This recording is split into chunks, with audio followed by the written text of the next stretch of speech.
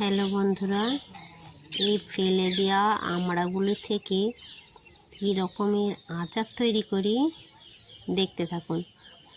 এই ফেলে দেওয়া এইগুলোকে আমি প্রথমে সিদ্ধ করে নিয়েছি। এটা ভালোভাবে সিদ্ধ করে নিয়েছি।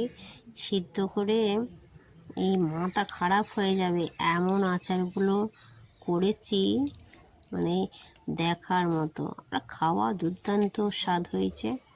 এই যে আমড়াগুলোকে প্রথমে সিদ্ধ করে নিয়ে এইভাবে হাতে করে চটকে নিয়েছি। এই চটকে নেওয়ার পর এর মাড়িটাকে ভালোভাবে বের করে নিয়েছি। এই মাড়িটা আমার বের করা হয়ে গেছে। তারপর এই মাড়িটা কীভাবে বের করে এই যে জল একটু সামান্য জল দিয়ে বের করে নিয়েছি মাড়িটাকে। তারপর এইভাবে দেখুন, এই যে খুন্তি করে নাড়ছি, এইভাবেই হয়ে যাবে। তারপর কীভাবে এই আচারটি তৈরি করা হয় সেটার জন্য দেখতে হবে।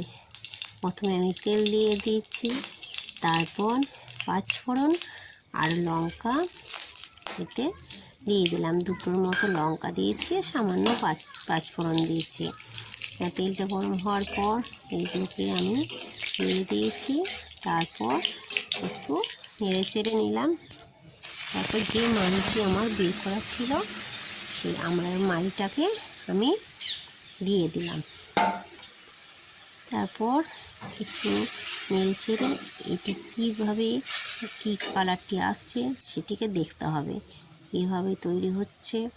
যে 1 চামচ লঙ্কার গুঁড়ি আর 1 চামচ হলুদ গুঁড়ো আর পরিমাণ মতো নুন আমি দিয়ে দিয়েছি। তারপর নাড়তে থাকতে হবে।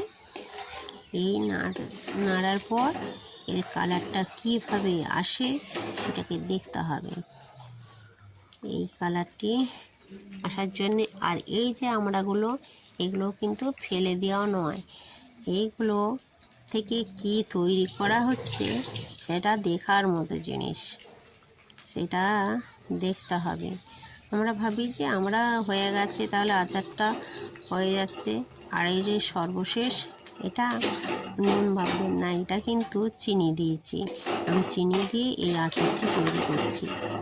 আর ওই যে আমড়াগুলো ফেলে দেওয়া হচ্ছিল সিদ্ধ করে, ওই কাঁচা আমড়া দিয়ে বাসন মাজলে, কাঁসার বাসন মাজলে ছাড়বে না, ততটা ভালো ছাড়ে না। তাই আমি ওই সিদ্ধ আমড়াগুলো দিয়ে ঠাকুরের বাসনগুলিও মেজে নিচ্ছি। ওটা দেখতে হবে পরে, এখন আমি ওটা বলে দিলাম। আর এই যে আমার এই আচারটিও তৈরি হয়েই এসছে। এটা কিন্তু ভালোভাবে ফুটিয়ে নিতে হবে এবং এই আচারটি প্রায় সারা বছরই খাওয়া যাবে, অল্প অল্প করে খাওয়া। আর এদিকে দেখুন, আমি বাঁধাকপির পকোড়া করার জন্য আমি বাঁধাকপি নিয়ে নিয়েছি।